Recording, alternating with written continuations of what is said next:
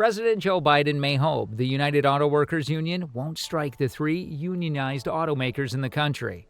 But at this point, his only real option is to hope, because the union can extend their strike. Their nationwide criticism that Biden was too jumpy and that his policy could adversely affect the U.S. car market. How? Well, let's see. The legal power that Biden would possess in the event of a freight train or airline threatening to go on strike is not there.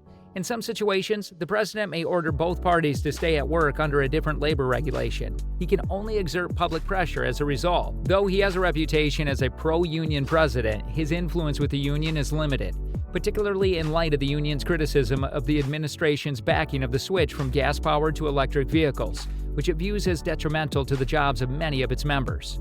Furthermore, because of the automakers' belief they must compete with non-union manufacturers like Tesla and international auto brands, their capacity to exert pressure on them is also constrained. Across General Motors, Ford, and Stellantis, the firm that produces automobiles for the U.S. market under the brands Jeep, Ram, Dodge, and Chrysler, there are 145,000 members of the United Auto Workers. The rank and file of the union overwhelmingly agreed to go on strike against any company that does not have a tentative labor agreement in place by September 15. The administration has so far averted three possible strikes that could have destroyed the U.S. economy. Those at UPS and ports located throughout the West Coast are the four main freight railroads in the country. A 10-day walkout by all three automakers would cost the U.S. economy over $5 billion, according to data from Michigan-based Anderson Economic Consulting. The car industry, union members, suppliers, and numerous other businesses around the country would all suffer economically. Michigan entered a recession in 2019 due to the 6-week strike at GM alone, even if it wasn't the catalyst for a larger national economic crisis. The UAW would be the first in history to mount a simultaneous strike against the big three automakers. If it went after all three of them, it would be the biggest strike to hit the country in 25 years. Additionally, UAW President Shawn Fain promises that if settlements are not reached by September 14th at 11:59 p.m., when the contract expires, the union is prepared to strike all three. Fain has expressed satisfaction and criticism of Biden on different occasions. The administration's backing of industry initiatives to switch from conventional internal combustion engine-powered automobiles to electric vehicles, which have far fewer moving parts and take about 30% fewer person-hours to produce, has not been well received by the union. To power those vehicles, the manufacturers are receiving government loans to construct over 20 EV battery factories across the U.S., many of which will be located in southern regions. Not to mention the far higher wages they're expected in these negotiations. Those plants are only projected to pay a small portion of what the present deals pay UAW members at the engine, transmission, and car assembly facilities. These businesses are incredibly successful and will keep making plenty of money whether they sell EVs or combustion engines.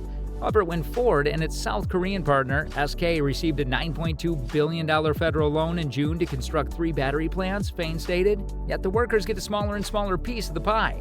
Why is the Joe Biden administration using taxpayer dollars to support this corporate greed? However, after their July meeting at the White House, Fain has toned down his criticism of Biden, stating he was in favor of a fair transition to a clean energy future, and has even gone so far as to echo some of the talking points put forth by the UAW during the negotiations. Since the UAW will not automatically represent the workers at the new battery plants, Biden said that manufacturers should concur that they should honor the right to organize. Additionally, he stated that the automakers ought to retool, reboot, and rehire in the same factories and communities and comparable wages while giving existing workers the first shot to fill those jobs. In the event that engine or transmission plants close as a result of the switch from internal combustion engines to electric vehicles. At the time, Fain, who has frequently discussed the necessity of just transition to EVs, commended Biden for his remarks. He stated, "We value President Biden's backing for robust contracts that guarantee well-paying union jobs now and set the stage for fair transition to an electric vehicle future." Even while there appears to be signs of truce between Biden and Fain, rank-and-file union members harbor strong animosity towards Biden and are highly dubious about the necessity of EVs and how they would affect their employment. The criticism of EVs and Biden's backing for them by Donald Trump are contributing factors to those reservations. A statement from the Trump campaign said Joe Biden's electric vehicle mandate will murder the U.S. auto industry and kill countless union auto workers' jobs forever, especially in Michigan and the Midwest. A fair transition to the devastation of these workers' livelihoods and the demise of this beloved American industry does not exist. President Biden reaffirmed his commitment to restoring strict, clean car regulations and taking decisive action to address the nation's largest source of greenhouse gas emissions, the transportation sector, when he signed his executive order on strengthening American leadership in clean cars and trucks last year. This was a noteworthy action. In order to address the climate issue and reach the country's emission reduction targets, cleaning up the transportation industry is essential. Emissions have been reduced during the previous 50 years, thanks to the implementations of fuel economy and emission regulations, which has also decreased our dependency on foreign oil and saved drivers money at the pump.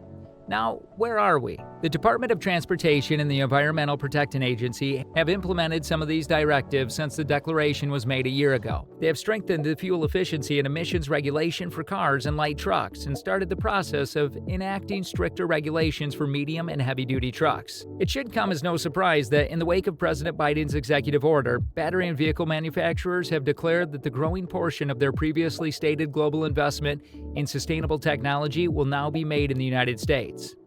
The Inflation Reduction Act of 2022, a historic bill with significant provisions to ease consumer suffering at the pump, encourage clean car manufacturing and energy security, and reduce climate pollution, is about to be enacted by the Senate. The strictest long-term vehicle emissions requirements are required to complete the task and achieve the carbon reductions that President Biden has pledged to the nation and the world. It's now time for the EPA and DOT to do their share and establish the strictest rules feasible, especially in light of the strong backing from Congress.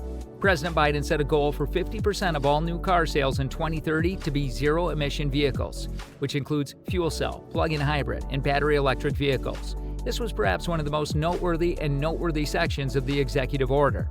Fortunately, the federal clean car emission standards and the EPA finalized last December will start to move the United States towards meeting this sales target. However, President Biden's climate goals still require immediate attention to both maintaining air quality improvements and continuing protective climate action. For this reason, the NRDC and numerous allies are urging the EPA to move quickly on the upcoming set of clean car requirements for automobiles manufactured in 2027 and beyond. The next round of federal clean car standards must accomplish the required emission reductions by lowering the carbon pollution of new cars sold in 2030 by at least 60% as compared to new cars sold today in order to meet current criteria. In order to ensure that this progress is locked in, these requirements should also be designed with a level of ambition that goes above and beyond the president's target of half of new car sales being zero-emission vehicles by 2030. The standard should also be finalized by next fall. As part of President Trump's deregulatory strategy, the executive order also instructed EPA and DOT to address the safer, affordable, fuel-efficient vehicle rule of the Trump administration. This rule featured extremely detrimental rollbacks of emission standards and fuel economy criteria. Part of the instructions were addressed by the EPA in March of this year when it restored California's waiver of the Clean Air Act's preemption, enabling the state to impose vehicle tailpipe requirements that are higher than those set by the federal government. Do you think the transition towards electric vehicles is a bit too fast? Let us know your thoughts in the comments below. For more videos, subscribe to the channel.